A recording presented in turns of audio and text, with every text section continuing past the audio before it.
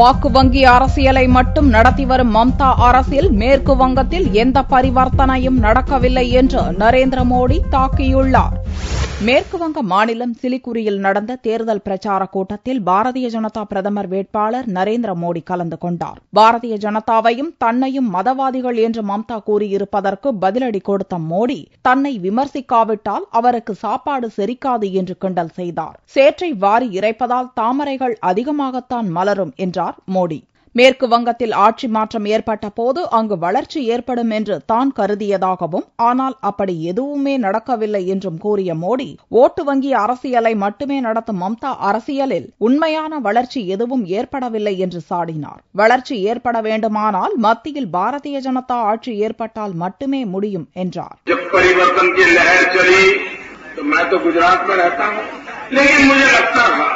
अब बंगाल के अच्छे दिन आएंगे, लेकिन जो लेफ्ट वालों ने किया, जिन्होंने बंगाल को बर्बाद किया, 2 साल हो गए नई सरकार आई है, कोई परिवर्तन आया?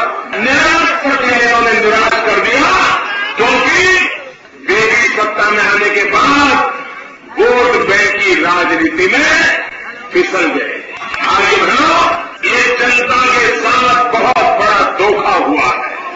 சாரதா நிதி நிறுவன மோசடி பிரச்சினையில் திரிணாமுல் காங்கிரஸ் பெரும் பங்கு வகிக்கிறது என்று குற்றம் சாட்டிய மோடி, குறைந்த நேரத்தில் பெரிய மோசடிகளில் ஈடுபட்டுள்ள திரிணாமுல் காங்கிரசிடம் அதிக வாய்ப்பை கொடுத்து விடாதீர்கள் என்று கூறினார்.